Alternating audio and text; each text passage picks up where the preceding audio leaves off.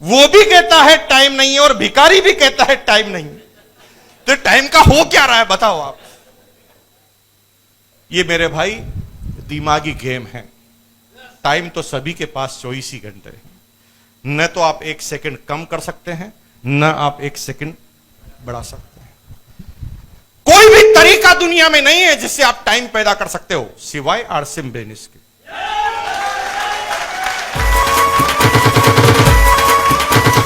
मेरे पास 24 घंटे थे। मेरे पास 24 घंटे थे और मैंने क्या किया, उन 24 घंटे में से कुछ समय चुराया और अपने 2 दोस्तों को यह बिजनेस के बारे में बता दिया। दोनों दोस्त भी 1-1 घंटा आरसीएम में काम करने लगे, लेकिन मेरी टीम में थे तो उनके लिए अगर काम हो रहा था तो मेरे लिए भी काम हो रहा था। तो 24 घंटे तो मेरे पास थे, 2 घंटे मैंने जोड़ लिए तो हो गए 26। हेलो, अब तीनों ने काम चालू किया। तीनों ने अगले महीने 2-2 आदमी को समझाया तो 6 घंटे फिर पैदा हो गए। मेरे पास, सबके पास 24, मेरे पास 26 और 6 32। और धीरे धीरे धीरे लोगों को बताना चालू किया। आज मेरी टीम में नेटवर्क में 1 करोड़ लोग हैं। कितने मैं नहीं जानता, लेकिन 1 करोड़ लोग हैं और 1 करोड़ आदमी एक दिन में 1 मिनट भी काम करे, छोड़ दो घंटा, एवरेज 1 मिनट। 1 करोड़ आदमी एक दिन में 1 मिनट काम करे तो मेरे पास एक दिन के 1 करोड़ मिनट हैं। आपके जीवन में नहीं है। हो गया टाइम पैदा। लेकिन ये टाइम कब पैदा हुआ? जब हमने टाइम डाला। तो टाइम इन्वेस्टमेंट है मेरे भाई। अगर आपके पास मरने की फुर्सत नहीं है तो फिर आपको जीने का हक भी नहीं। आप क्या करने जा रहे हैं ऐसा कि आपके पास मरने की ही फुर्सत नहीं है, आपके पास टाइम ही नहीं है। बात सिर्फ इतनी सी कि हमें समझ में नहीं आया। अगर समझ में आ चुका होता तो हम कितना भी टाइम इस बिजनेस के अंदर निकाल चुके होते। इस बिजनेस को ज्वाइन किया, पार्ट टाइम स्पेयर टाइम में काम करना चालू किया। धीरे धीरे बात समझ में आई। 2001 के लास्ट में जाकर मैं इस बिजनेस में फुल टाइम आया। फुल टाइम आया तो तेज गति से काम करना चालू किया। इस बिजनेस का पहला रॉयल्टी अचीवर बना। रॉयल्टी पर गया तो 23,000 की इनकम पहले मैंने किया ही। 23,000 की इनकम को देखकर मेरी टीम के कुछ लोग चार्ज हुए। उन लोगों ने भी मेरे साथ काम करना चालू किया। अब मेरा काम तेज गति से बढ़ा।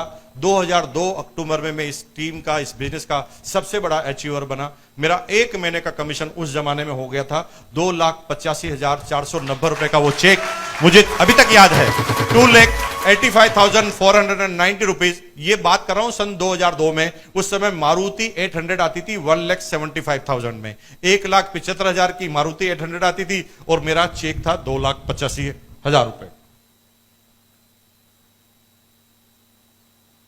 जूही में इस गति से आगे बढ़ा, जीवन में कभी सोचा नहीं था।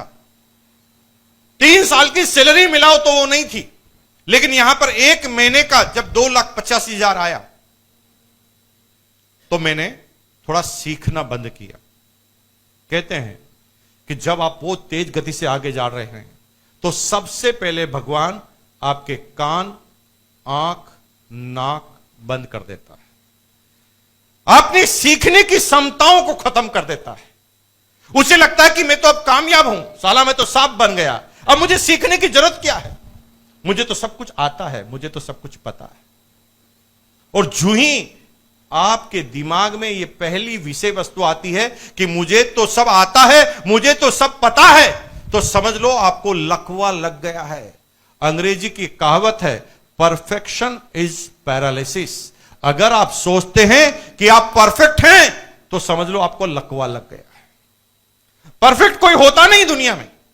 जीवन के अंतिम समय तक, मरते मरते वक्त भी आप बात सीखेंगे। और सीखना एक जर्नी है, सीखना एक प्रोसेस है, सीखना कोई एंड नहीं है। कोई कहता मैं सब कुछ सीख गया हूं तो वो खत्म हो जाएगा।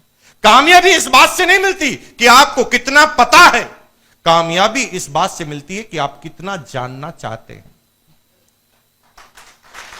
अगर जानना चाहते हैं, यह आपको पता है, तो आप आगे बढ़ते जाएंगे। एक डॉक्टर 40 साल पहले उसने बीडीएस किया, दांतों का डॉक्टर बना।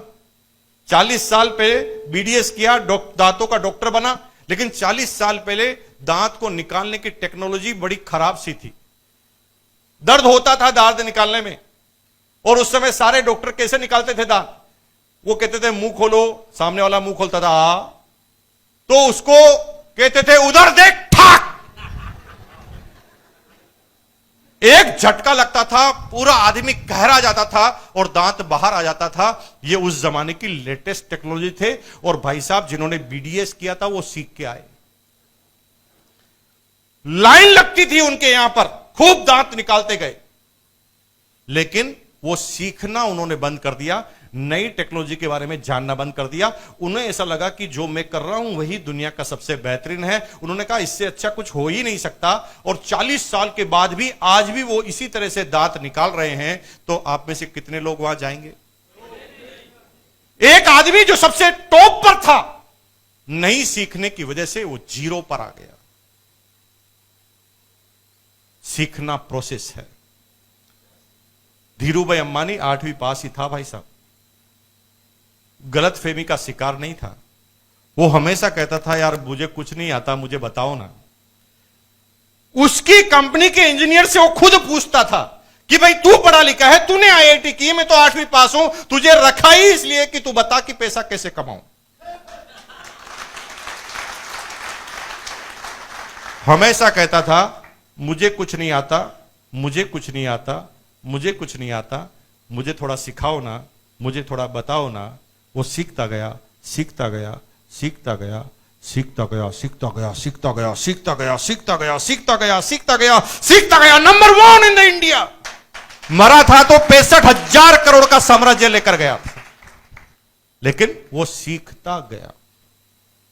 आप सीखते जाओगे, आप भी आगे बढ़ते जाओगे। जिस भी दिन आप कहोगे इसमें क्या बड़ी बात, ये तो मुझे पता है, समझ लो आपका एंड हो गया। अब आप आगे नहीं बढ़ने वाले।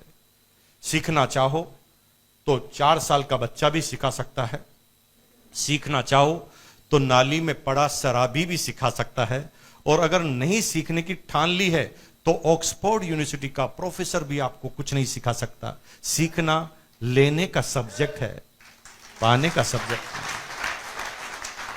तैयार हैं सीखने के लिए? कितने ऐसे लोग हैं जिनको सब कुछ पता है? नहीं। हाँ, धीरे धीरे अभी समझ में आ रही बात कि कोई भी आदमी कहे ये पता नहीं यार, आप थोड़ा बताओ ना इसके बारे में, मुझे थोड़ी ज्यादा जानकारी नहीं है। सुनो, सीखो, और सीखते गए तो एक दिन टॉप पर आप उस क्षेत्र में खड़े होंगे। That's all. तो अब मेरी बात आई कि भाई 2,85,000 का चेक आया, साला मैं तो साफ बन गया, थोड़ा घमंड आ गया मेरे अंदर। मुझे लगा कि यार मुझे सब पता है, अब ये सारे लोग इनको कुछ नहीं आता, मुझे आता है, इसका मतलब मैं महान हूं।